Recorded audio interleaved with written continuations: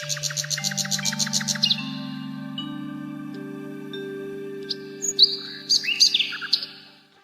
ରଙ୍ଗ ସମାପ୍ତ ହୋଇସାରିଛି। ଚାଲ ଏବେ ସେଥିରୁ ଯାହା କିଛି ଶିଖିଲ ତାର ଅଭ୍ୟାସ କର। ଏଥିରେ ସାମାନ୍ୟ ଭୁଲ ହେବା ମଧ୍ୟ ଉଚିତ ନୁହେଁ। ଚାଲ।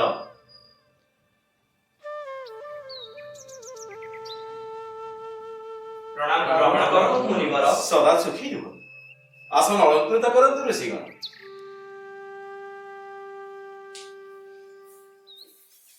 ଏବେ କହିବା ହୁଅନ୍ତୁ ଋଷିଗଣ, ଆଗମନର ପ୍ରୟୋଜନ କଣ? ହେ ମୁନିବର, ଆପଣ ଯେବେଠାରୁ ନାଟ୍ୟଶାସ୍ତ୍ର ରଚନା କଲେଣି ସେବେଠାରୁ ଅନେକ ପ୍ରଶ୍ନ ଆମମାନଙ୍କ ମନରେ ଉଙ୍କି ମାରୁଛି ମୁନିବର। ସେ ସବୁ ପ୍ରଶ୍ନର ଉତ୍ତର ପାଇଁ ଆମେ ଆପଣଙ୍କ ନିକଟକୁ ଆସିଛୁ। ପଚାରନ୍ତୁ, ନିସଂକୋଚ ହେଇ ପଚାରନ୍ତୁ। ଗୁରୁଦେବ, ନାଟ୍ୟଶାସ୍ତ୍ରର ଉତ୍ପତ୍ତି କିପରି ହେଲା? ଏହାର ଉଦ୍ଦେଶ୍ୟ କଣ?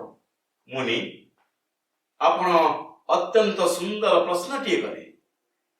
ଏ ପ୍ରଶ୍ନ କେବଳ ନାଟକ ନୁହେଁ, ବରଂ ଜୀବନର ସାରତତ୍ତ୍ୱକୁ ମଧ୍ୟ ବୁଝେଇବାର ଏକ ମାଧ୍ୟମ ଅଟେ। ଯେତେବେଳେ ତ୍ରେତୟା ଯୁଗରେ ମଣିଷ କାମ ଏବଂ ଲୋଭର ବଶବର୍ତ୍ତୀ ହୋଇ ଅଧର୍ମ ଏବଂ ସଂଘର୍ଷ ଆଡ଼କୁ ଆଗେଇ ଚାଲିଲା, ସେତେବେଳେ ଇନ୍ଦ୍ରଦେବ ବ୍ରହ୍ମଦେବକୁ ପ୍ରାର୍ଥନା କଲେ କି ଏପରି ଏକ ମାଧ୍ୟମ ହେଉ ଯେଉଁଥିରେ ଦେଖିବା ଏବଂ ଶୁଣିବା ଏକା ସାଙ୍ଗରେ ହୋଇପାରିବ, ଯାହାଦ୍ୱାରା ମଣିଷ ଧର୍ମ, ଅର୍ଥ, କାମ ଓ ମୋକ୍ଷର ମାର୍ଗକୁ ଫେରିପାରିବ। ସେଇଥିପାଇଁ ବ୍ରହ୍ମଦେବ ନାଟ୍ୟ ବେଦର ଉତ୍ପତ୍ତି କରିଲେ। ତାହାର ମାଧ୍ୟମ ହେଲା ନାଟ୍ୟଶାସ୍ତ୍ର। ସାଧୁ ସାଧୁ ସାଧୁ ଗୁରୁଦେବ, ବେଦ ସ୍ୱୟଂ ଜ୍ଞାନର ଭଣ୍ଡାର। ସାରା ଜଗତର ରହସ୍ୟ ତହିଁରେ ଲୁଚି ରହିଛି। ସ୍ୱୟଂ ବେଦ ଏହି କାର୍ଯ୍ୟ ବା ଉଦ୍ଦେଶ୍ୟକୁ ସମ୍ପୂର୍ଣ୍ଣ କରିବା ପାଇଁ ଯଥେଷ୍ଟ ଥିଲା। ତେବେ ଏହି ନୂତନ ବେଦର ପ୍ରୟୋଜନ କଣ? କାରଣ ତାହା ସମସ୍ତ ଜନସାଧାରଣଙ୍କ ପାଇଁ ସୁଲଭ ହେବ। ସାଧାରଣ ଜନତାଙ୍କୁ ଶିକ୍ଷାର ମାର୍ଗରେ ଏବଂ ଧର୍ମର ପଥରେ ସହଜରେ ବାଟ ଦେଖେଇ ହେବ। ଏହି ମଙ୍ଗଳ ଉଦ୍ଦେଶ୍ୟ ନେଇ ଜଗତ ପିତା ବ୍ରହ୍ମା ଚାରି ବେଦର ମିଶ୍ରଣରେ ନାଟ୍ୟ ବେଦକୁ ରଚନା କଲେ।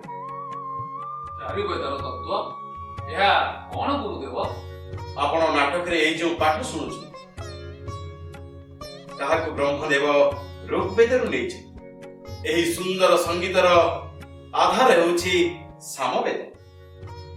ଚତୁର୍ବେଦରୁ ଅଭିନୟ ଆଉ ଅଥର୍ବ ବେଦରୁ ରସ ନେଇଛନ୍ତି।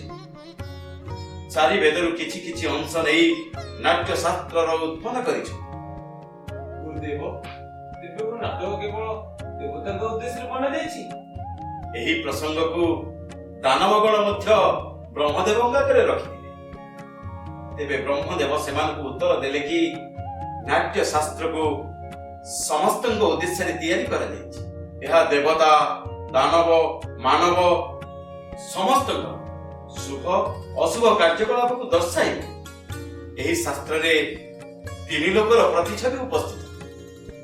ନାଟକ ତ ଦୁଃଖରେ, ଥକାପଣରେ ଏବଂ ଶୋକରେ ପୀଡ଼ିତ ଲୋକମାନଙ୍କୁ ସାମାନ୍ୟ ବିଶ୍ରାମ ଆଉ ଆରାମ ଦିଏ।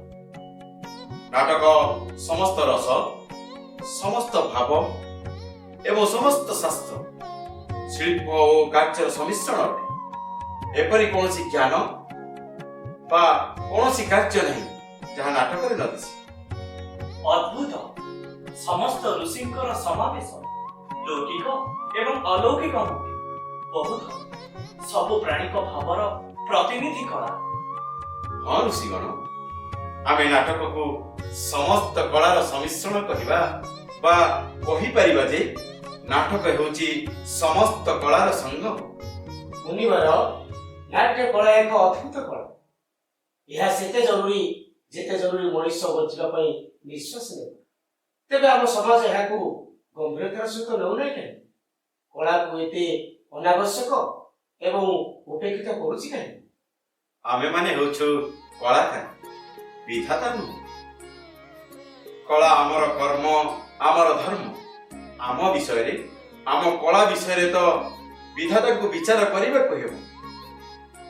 ପ୍ରୟୋଗର ସାଧନ ଏବଂ ଅବସର ଉପଲବ୍ଧ କରାଇବାକୁ ହେବ। ନାଟକ କେବଳ କଳା ନୁହେଁ, ଏହା ସମାଜର ଦର୍ପଣ ଅଟେ।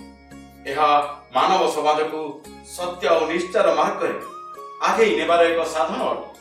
ରଙ୍ଗମଞ୍ଚ ଜାତି, ଧର୍ମ ଏବଂ ଭୌଗୋଳିକ ସୀମା ବାହାରକୁ ଯାଇ ସାରା ବିଶ୍ୱ ଆଗରେ ମାନବିକତାର ପାଠ ପଢ଼ାଏ।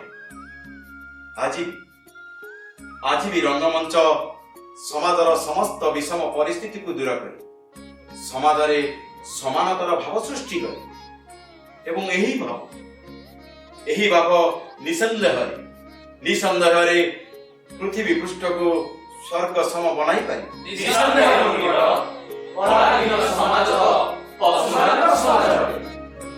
ଏହି ଅପେକ୍ଷା ଏବଂ ଆଶାକୁ ନେଇ ସମାଜ କଳା ଏବଂ କଳାକାର ମାନଙ୍କୁ ସେହି ସ୍ଥାନ ଓ ସମ୍ମାନ ଦେବ ଯାହାର ସେମାନେ ଅଧିକାରୀ। ମୁଁ ଏହି ନାଟ୍ୟ ଶାସ୍ତ୍ରକୁ ପଞ୍ଚମ ବେଦ ନାମରେ ନାମିତ କରିଛି।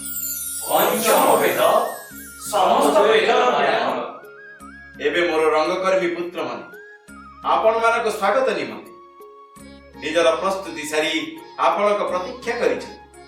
ଯାଆନ୍ତୁ, ନାଟକର ଆନନ୍ଦ ଉଠାନ୍ତୁ। ସାଧୁ ସାଧୁ ସାଧୁ।